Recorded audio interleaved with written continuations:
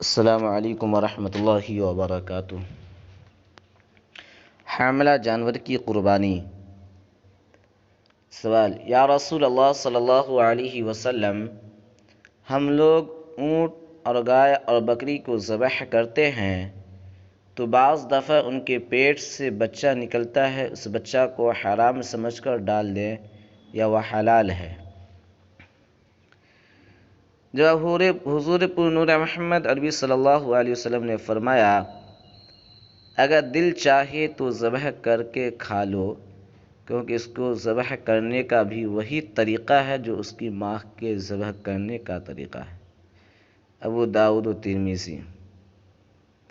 اگر پیٹ میں سے مردہ بچہ نکلا ہے تو وہ بالکل حرام ہے، اور اگر زندہ نکلا ہے تو ذبح کر کے اس کا کھانا جائز و حلال ہے، جیسا کہ سوال کے جواب میں آپ صلی اللہ علیہ وسلم نے ارشاد فرمایا۔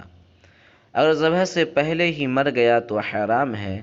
صحابہ کرام رضوان اللہ علیہم اجمعین کو یہ شبہ تھا کہ شاید ایسا کمزور اور بالکل نیا نکلا ہوا بچہ ذبح کرنا جائز نہ ہو، کیونکہ ذرا خلاف رحم معلوم ہوتا ہے۔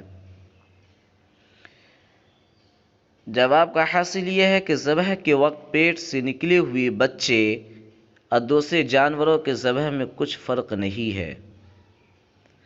حمل والے جانور کو ذبح کرنا جائز ہے، البتہ جس کے بچہ پیدا ہونے کی مدت بہت ہی قریب آ گئی ہو، اس کو ذبح کرنا مکروہ ہے۔